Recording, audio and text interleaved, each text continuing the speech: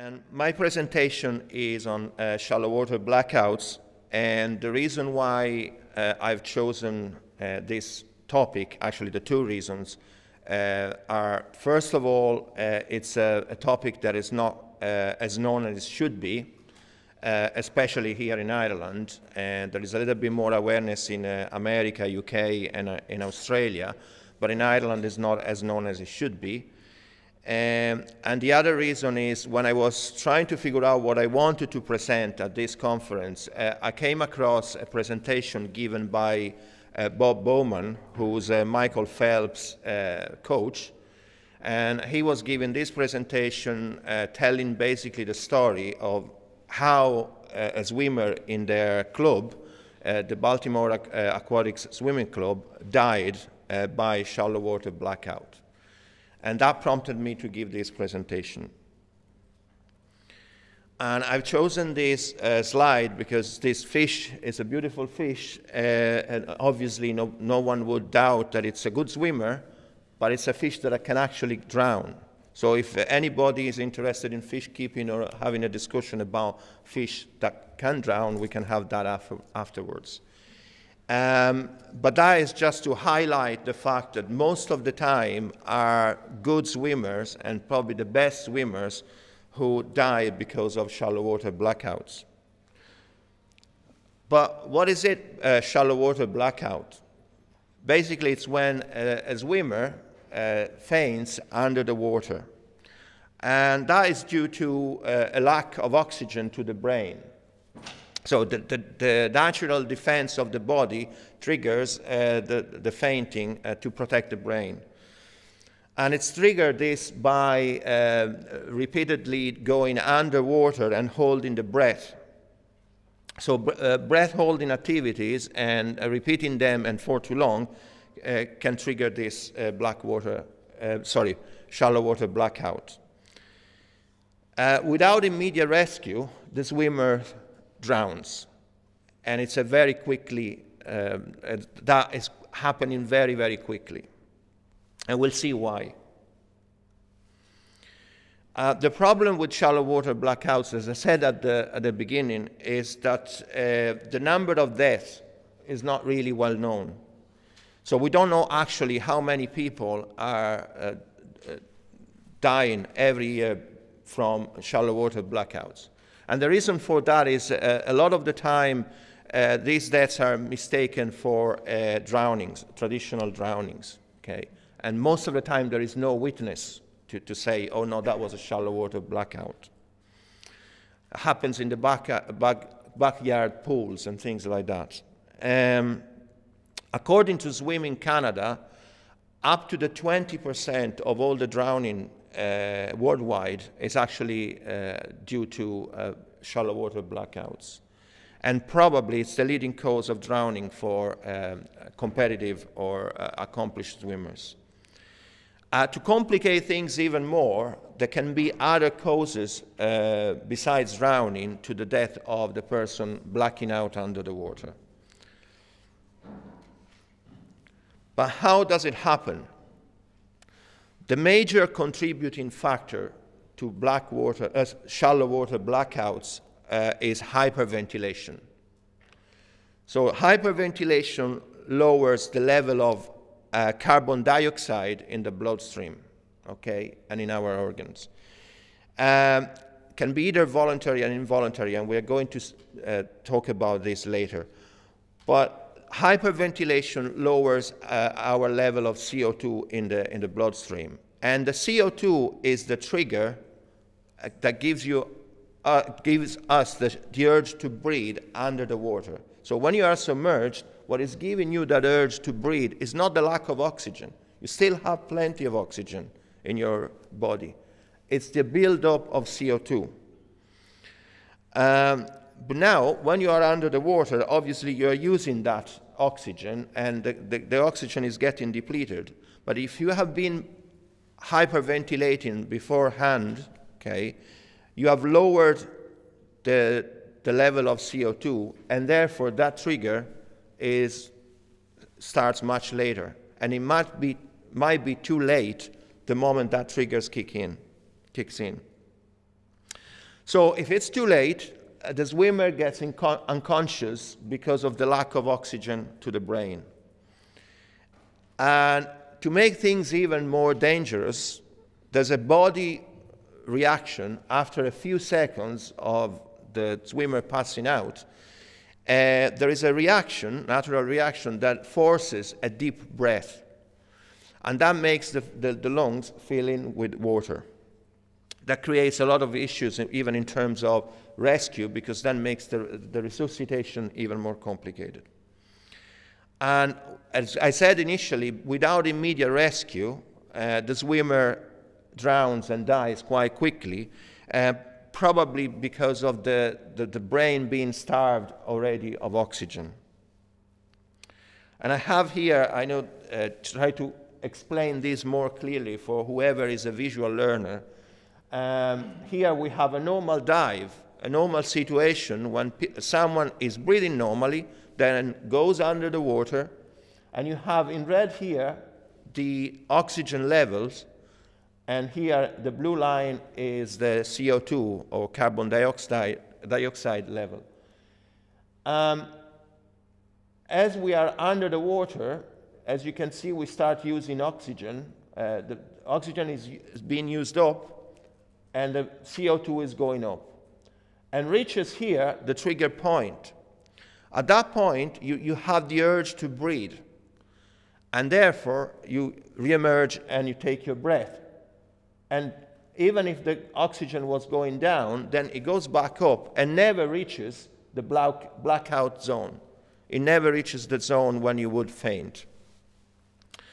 But what is happening with a shallow water blackout dive that is normally a dive done doing hyperventilation beforehand, okay? What it's doing hyperventilation is dropping the level of CO2 in your bloodstream. It's actually not possible to increase the level of oxygen. So it's just an illusion. It's just giving you the sensation that you can stay under the water longer because it's delaying that urge to breathe. But in fact, what it's doing is just reducing the level of CO2, hyperventilation. So what is happening is that as you dive in, you start using oxygen, and yes, the level of CO2 goes up, but it's still too low to trigger the breath and that urge to breathe.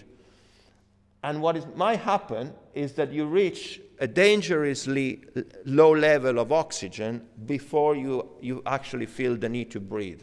And that's when the swimmer is passing out. And why is it so dangerous? It's very, very dangerous because there are no warning signs. Most of the time, the swimmer doesn't know that he's going to or she is going to pass out. There are no warning signs. And then, on top of that, as I said, after passing out, there is a deep breath being taken within probably 10, 12 seconds that fills the lungs. And that's why death, well, brain damage first and then death occur much quicker than in normal drowning, because the body has already, and the brain, have already been starved of oxygen. So that is reducing the amount of time needed for the death to occur. They reckon that the critical time is between 2 minutes and 2 minutes and a half, whilst with a traditional drowning it takes much longer, as you know. The other danger is that it's very difficult to spot for lifeguards. It's something that is happening under the water, and most of the time are the best swimmers, accomplished swimmers.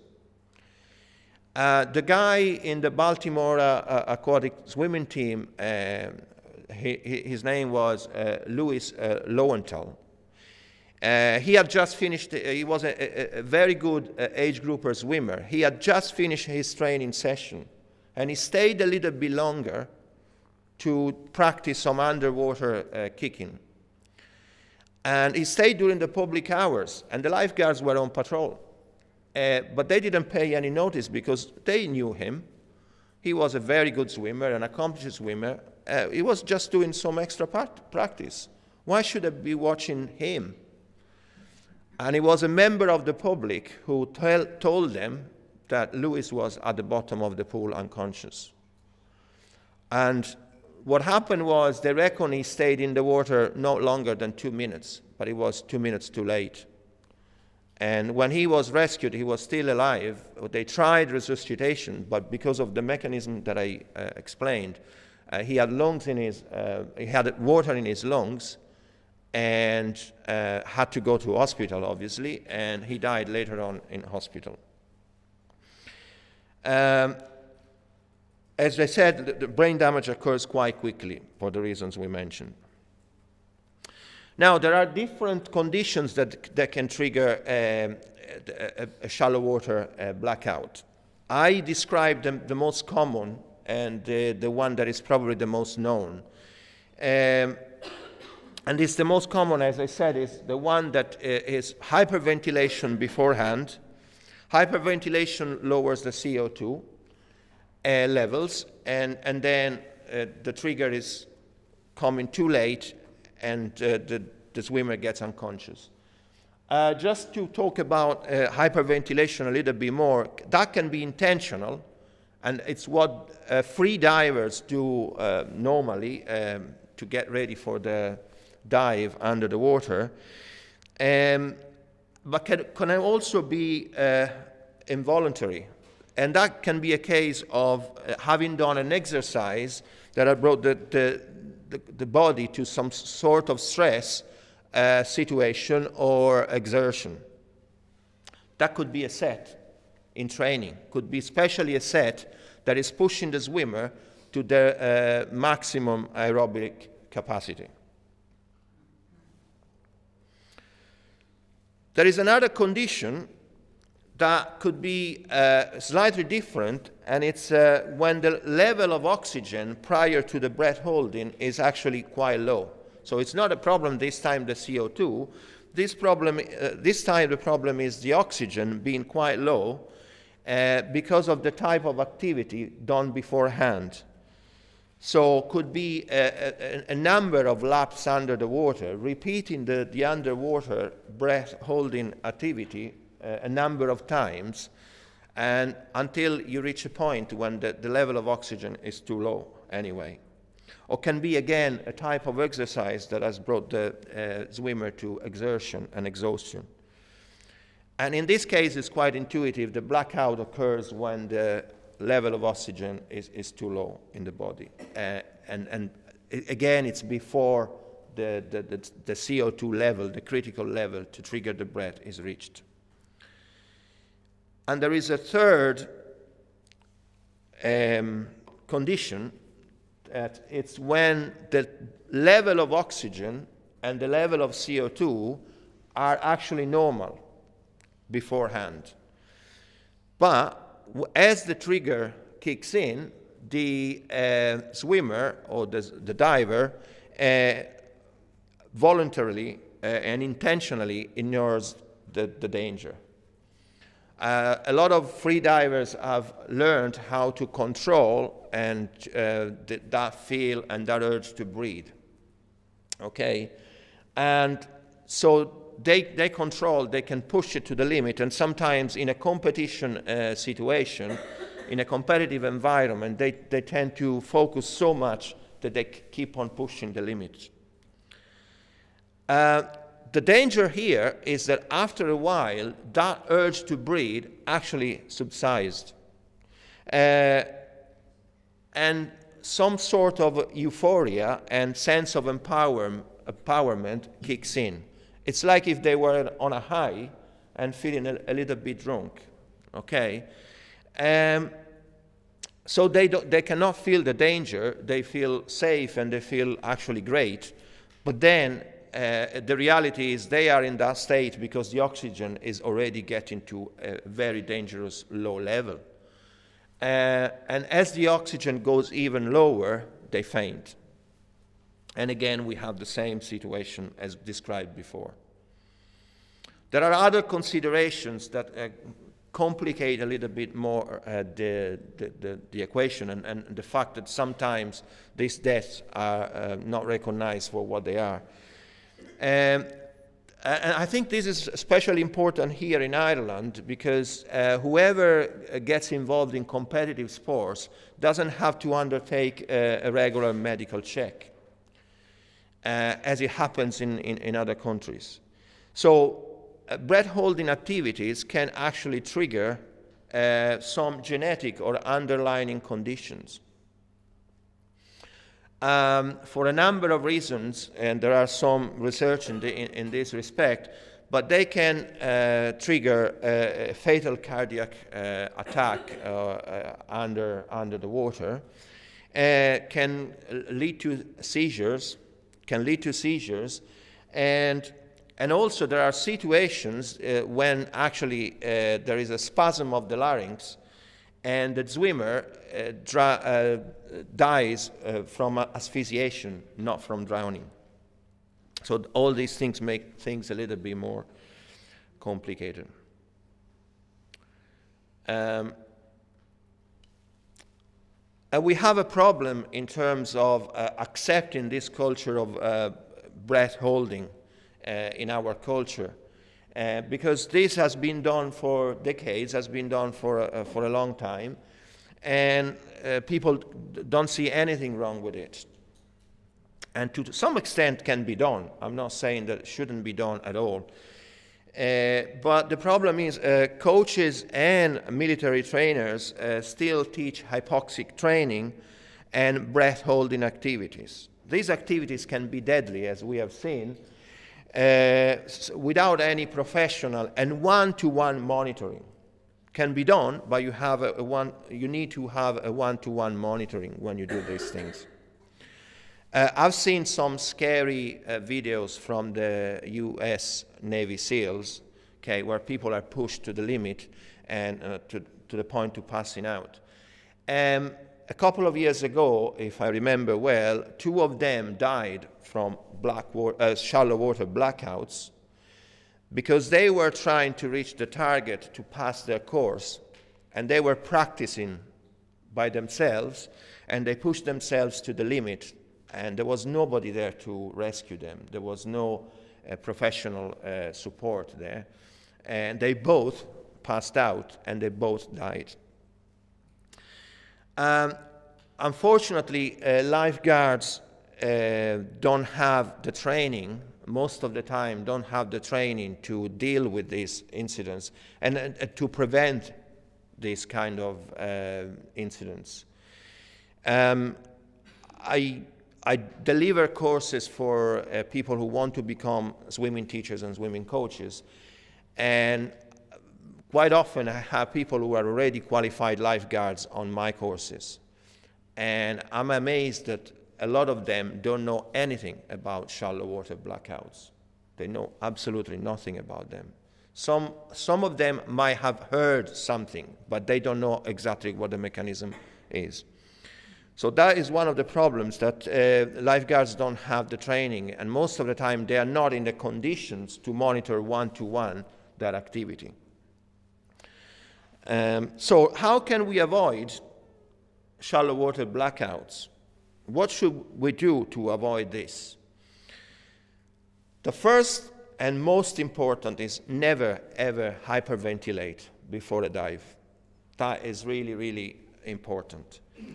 Never ignore the urge to breathe. If you have that urge to breathe, there is a reason for that. Never swim alone. Never play breath-holding games, because, again, you can get into that competition mode and get into a danger zone. And no repetitive underwater laps. So you can do one lap and then take your breath, and then you have to do something else. It's very, very dangerous when you start doing one after another and then another and trying to push even further. And my suggestion and advice to whoever is involved in swimming coaching is, if you want to do any form of breath-holding activity, do it at the beginning of the session, not at the end where they are exhausted and you might have some of the conditions that we have just seen. And I'd like to finish just with some references. So these are some of the websites where you can get some information. And there's also an article from Aquatics International. And that's it from me. Thank you for